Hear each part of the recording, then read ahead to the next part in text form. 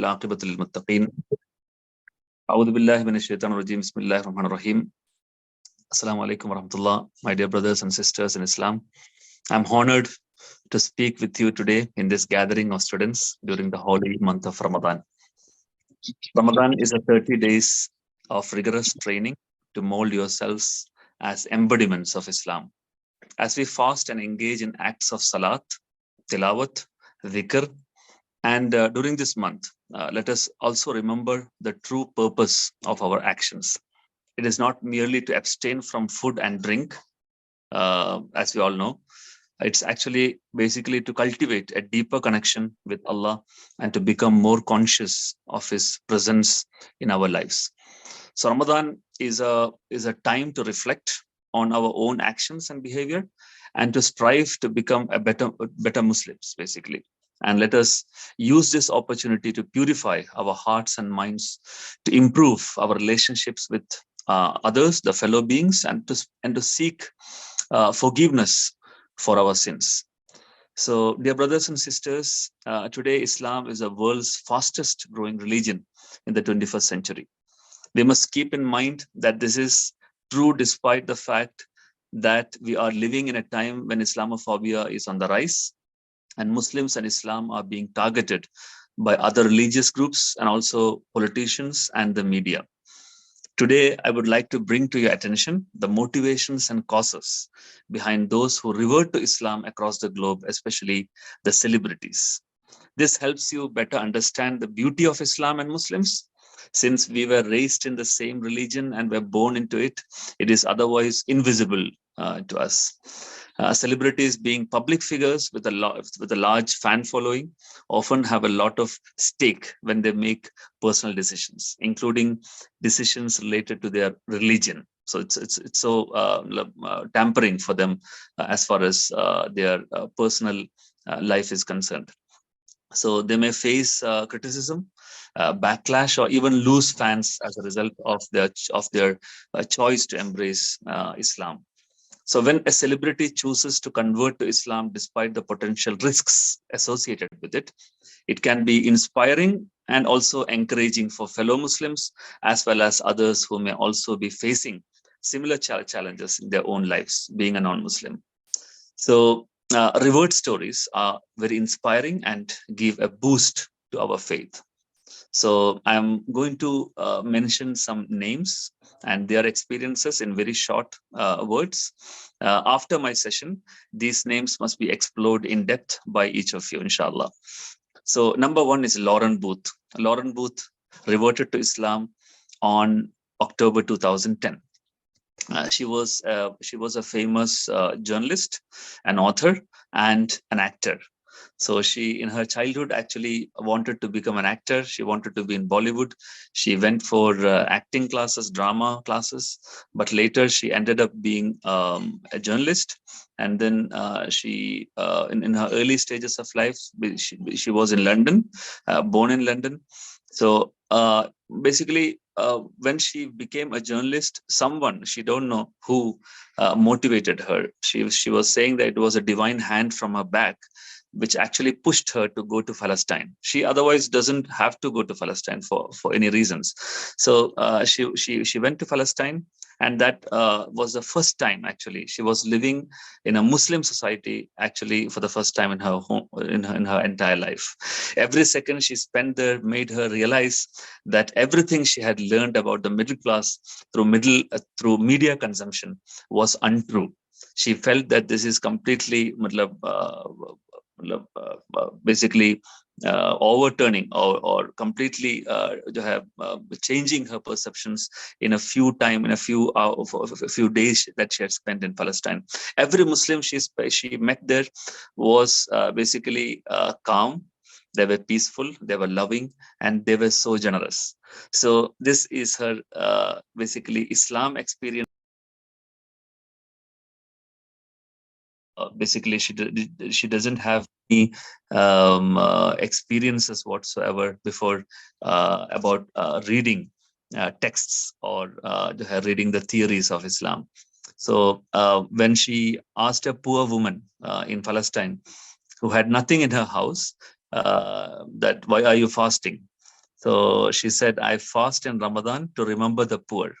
So this statement for Lauren Booth was very unexpected and was self-realizing. And if you have only one bowl of food and you give it to strangers, then she says that that's it.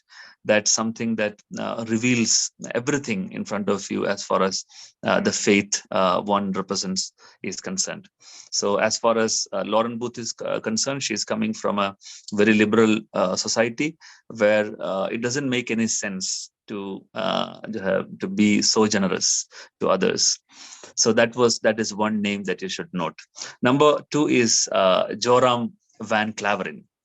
So he's a Dutch far-right politician. Joram van Claveren is mostly who are fond of da'wah, who listens to the revert stories. They are well aware of Joram van Claveren. He was the right hand of Geert Wilders, the Geert Wilders of the Dutch far-right politician. I think his party's name is PFF. So he was a Protestant Christian. He came from the Reformist Church, basically. Joram van Claveren. He's a white racist, so to say. He was. And the first day when he went to college, it was September 11th of 9/11 of 2001, basically 9/11 incident happened on the first day that he went to college. That is how he says about his own a life-changing experience, his own perceptions about Islam and Muslims, how it shaped in those years. And soon after that, in November 2004, Theo van Gogh, a film director, was murdered in the Netherlands by his name was Muhammad Bouyeri, a Dutch Moroccan Islamist who objected to the film's message that he made. So his throat was slit and he was shot at the same time. And this actually shaped the whole worldview of Claveren. What he's decided was, no more will I live for my own. I want to basically save the nation, save the country and its people, and I will do whatever I can. So he joined the Freedom Party, the PFF, the anti-Muslim party, to teach Muslims a lesson. And while writing anti-Islam book, he became a Muslim. That is the story of Claveren and Joram van Claveren. And what struck him was the concept of God in Christianity. For him, right from his childhood, it was completely complicated. He can't understand what is the meaning of Trinity and so on. So he understood that the Christian religion, as he saw the Christian religion as he see in front of him, is completely against the teachings of Bible. So the concept of God in the Quran is the same taught in the Bible. That is what he understood. And when he compared Prophet Muhammad with other prophets in the Bible, he thought, why can't Muhammad be a prophet? So is it because he has multiple wives, or is it because he did a lot of war? When he compared the wives, the number of wives as per the Bible, for David, Dawood alayhi salam, for David, for Solomon, Sulaiman alayhi salam, for Abraham, Ibrahim alayhi salam, all of them had multiple wives. Even culturally, in Asian European context, everywhere it was not a problem for many societies. So why can't the 7th century or the 6th century prophet Muhammad be a prophet? He contacted Abdul Hakim Murad, the prominent scholar of our times. He asked him in a very long letter that you should read books written by Muslims in order to understand Islam. Do not refer other people, the media and the politicians, to understand what is Islam.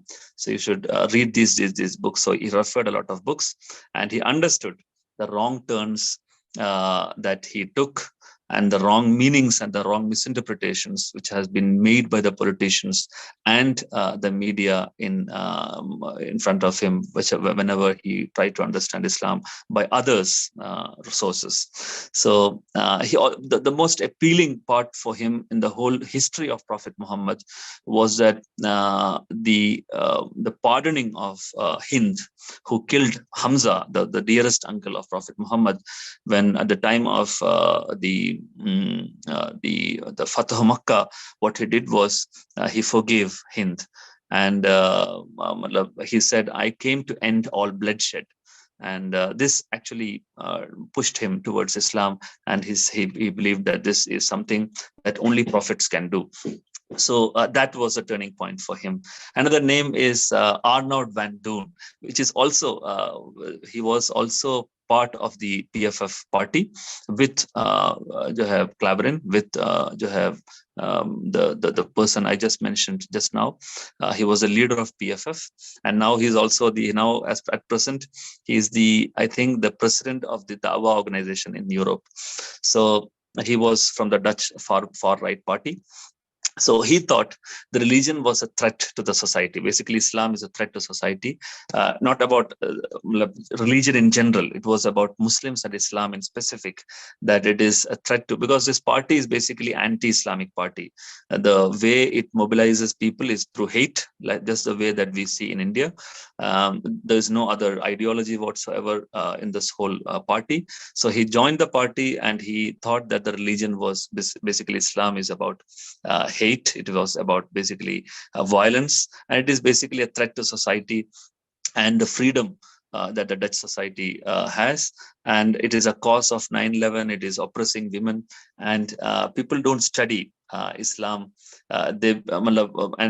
Basically what he understood was that the people in front of him, they are not understanding Islam by the sources. He understood that these people are trying to manipulate ideology of religion and presenting in such a way that people completely become against it.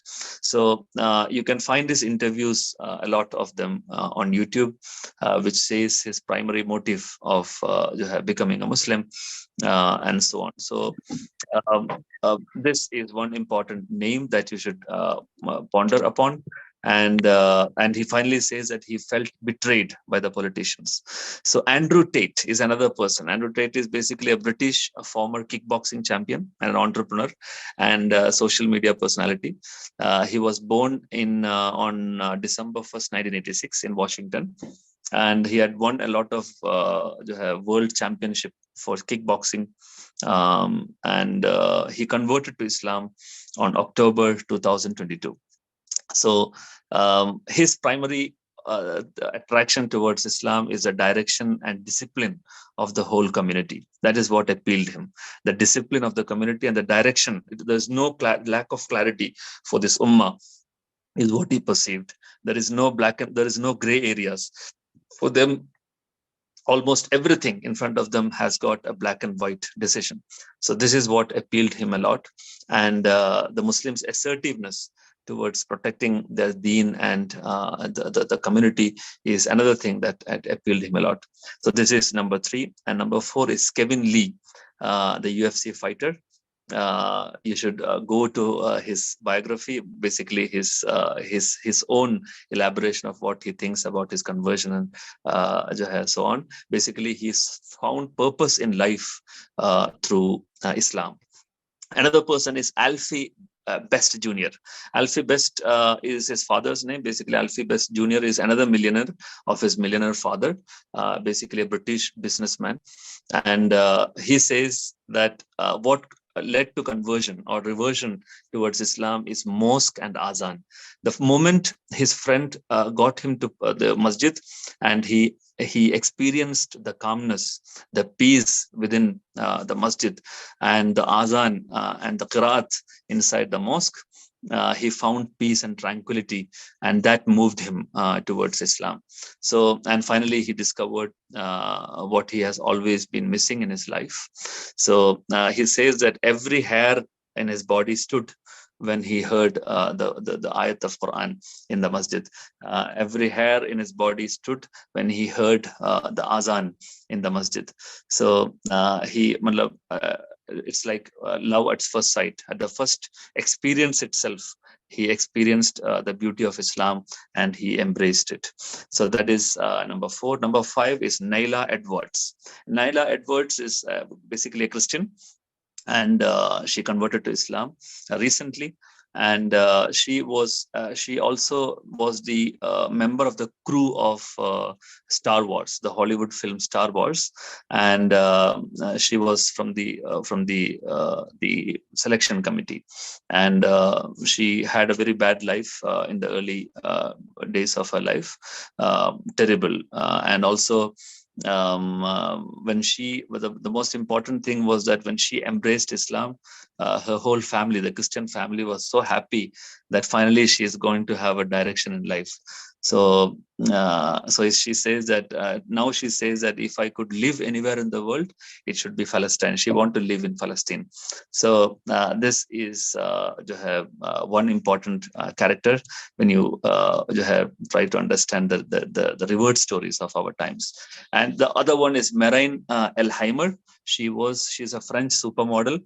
She embraced Islam last year in Umrah in front of Kaaba. She said that these moments mark the happiest day of my life. And she's a French reality series heroine. The Princess and Princesses of Love is the series name. And she said that basically she had accepted Islam a few months ago before she declared her acceptance to Islam. And she said that her conversion was a choice of her soul, heart, and reason. This is what her sentence, what her framing of the statement was. So that was number 5. Number 6 is Shabarimala Jayagandhan is her name. She embraced Islam 2 years back, I think. She is basically a Tamil motivational speaker and a teacher, and a social activist and advocate for educational reform. She fought against NEET, the centralized entrance exam for medicine. So she was a coach, she was a teacher for +2 examination, and one of her students, I'm not sure whether she is a student, but she was a +2 student. Her name was Anita.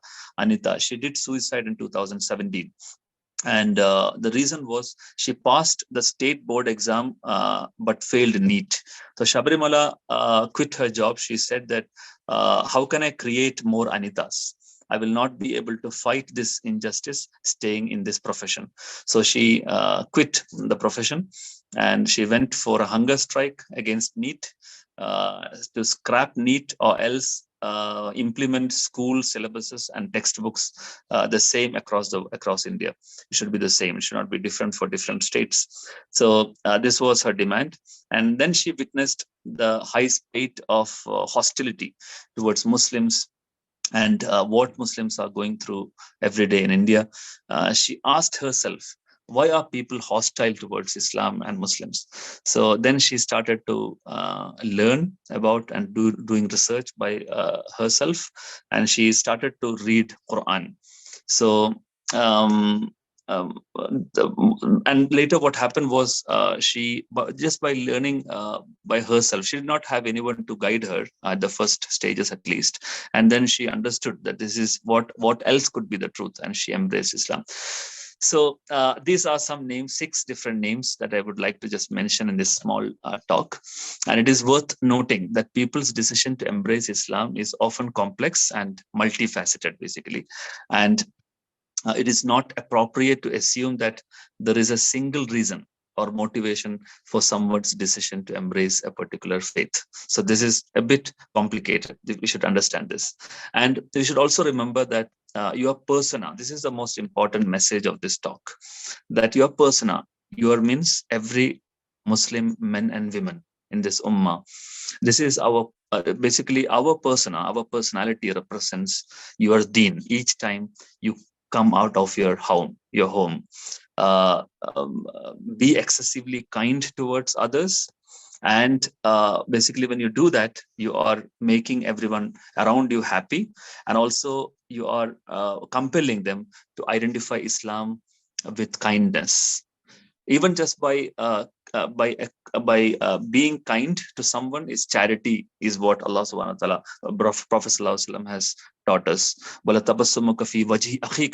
If you just give a smile, you don't have to have much money with you. You have to just give a smile, and then by that smile, that smile itself is a charity, and that becomes a representation of Islam.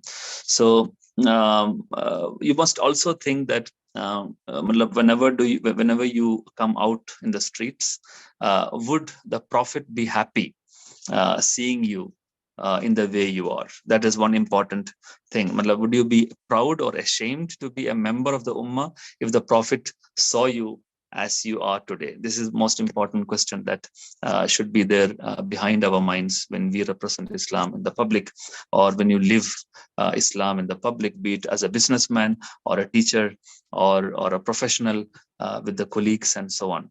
So you should consider this every day. And the spread of Islam will be rapid by the real representation of Islam, and nobody whatsoever would be able to stop it, inshallah. So jazakallah khair wa khairan jaza. Assalamu alaikum.